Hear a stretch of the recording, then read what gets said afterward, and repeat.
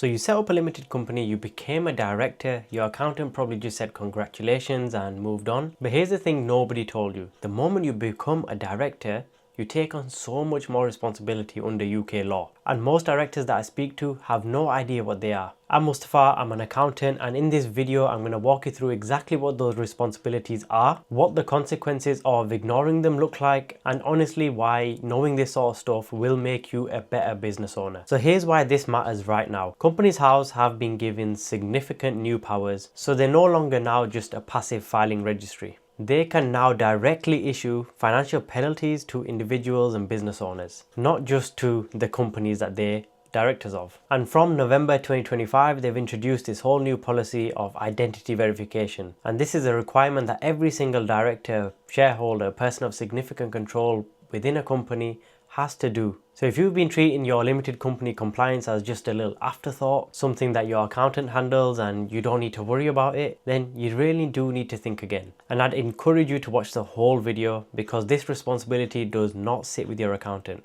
It sits with you directly as the business owner. So let me start with something that surprises every single director that I talk to. Most people think that setting up a company will protect them and give them limited liability. And in most cases it does, as the company is a separate legal entity and the debts belong to the company. So your personal assets are generally shielded from that. And in all honesty, that's one of the main reasons why people choose to incorporate in the first place. But here's what they don't tell you at Companies House. That protection is conditional. Yes, it exists, but only as long as you fulfill your duties properly as a director. The moment you breach those duties, that protection slowly starts to erode away. You can in some cases be personally liable. You could be fined. You can even be disqualified from acting as a director, and that disqualification period could be anywhere from 2 years up to 15 years. And in serious cases where there's fraud or wrongdoing involved, you can actually have a criminal case put against you. Now, from my research last year, over 1,000 directors were banned, and the average ban time was just over 8 years. Now these are real directors, probably running a small business just like you, who found out the hard way that ignorance is not a defense. So let's go through exactly what you've signed up to. The Companies House Act 2006 sets out several duties that directors must comply to. Now these aren't just optional guidelines, these are the law. So duty number 1, act within your powers. Now your power as a director comes directly from the Articles of Association. This is basically the rule book that governs how the company should be dealt with, should be treated, and should be operated.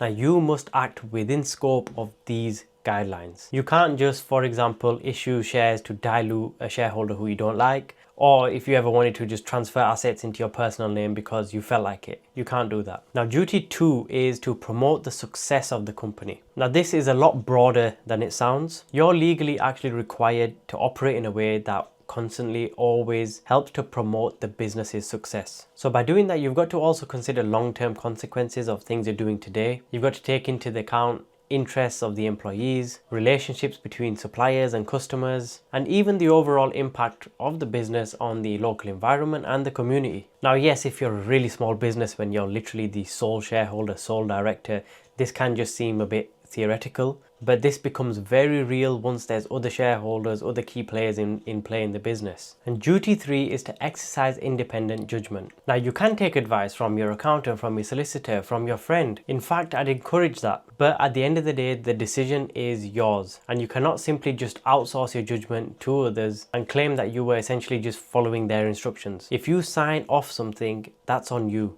Duty 4 is to exercise reasonable care, skill, and diligence. This is the one that generally catches people out. Now the standard itself isn't just what would a reasonable person just do. It's what would a reasonable person with your qualification, with your background, with your skills actually do. So if you've got a finance background and you sign off something which quite clearly is wrong, the standard expected of you is far higher than of a director who has maybe a plumbing background. And duty 5 is to avoid conflicts of interest. As a director, you must not use your position to benefit at the expense of the company. And even if you did do this, you should not be doing it without proper disclosures and authorization. You cannot just simply take it personally without offering it to the company first, or just getting the board approval at least. And this duty actually continues even after you resign from the company. Duty 6 is do not accept benefits from third parties. You cannot accept gifts, kickbacks, or other benefits from third parties that arise as your position being a director. unless the company actually formally authorizes it. And finally, duty 7 is to declare interest in any proposed transaction. If you've got a personal interest in a transaction that the company is involved in, let's say it's a contract with another business that you're involved with, or for example it could be buying a property of one of your family members or something, you must disclose that interest to the board, and that must be done before that transaction even develops, not after.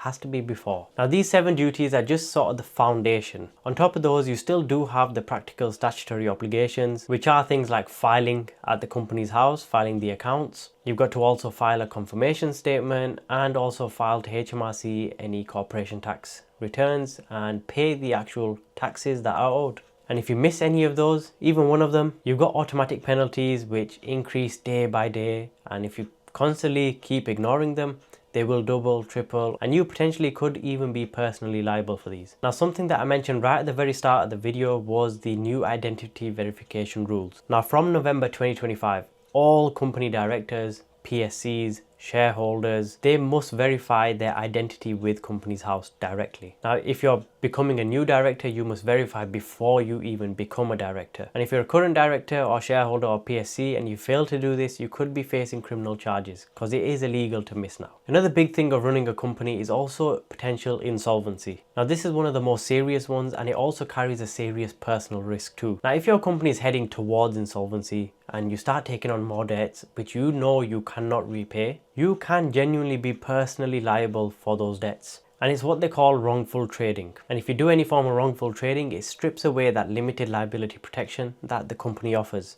Now, I want to zoom out for a second because I don't want this video to just seem like the companies are a complete minefield and everyone should just stay away from them. Because in reality, they're not. The vast majority of directors are fine. The ones who keep proper records, the ones who file on time, the ones who treat their business like a proper business are fine. They never will have these sort of problems. These rules simply exist to protect people from exploiting limited companies. So when you actually truly understand your obligations, your role as a director, you start to then make better decisions. This can be even about how you pay yourself, how you treat the company's funds, how you treat the business bank account, and how you then plan for the future as well. Because when your compliance is solid, you can then think about all the tax planning, the strategic thinking, and then building all that wealth. That all comes afterwards. As I always say, compliance is not the ceiling, it's actually the floor. So here's the thing, a lot of you guys may be dealing with your own company accounts, your own confirmation statements, doing everything yourself, which is fine, but it also carries a risk because you've not got somebody watching over, seeing if everything's being dealt with correctly. Now, this is where accountants just like us will step into play, and if having an accountant on your team is something you're considering, there's a link in my description below. Click the link, book in. It's a free 15-minute discovery call. Let's see where we can come in and potentially take some things off your plate, and also make sure that you're dealing with everything in the best possible manner and making sure you're compliant. And as I said earlier, compliance is not the ceiling, it's the floor. The link is in the description, and I'll see you there or in the next video.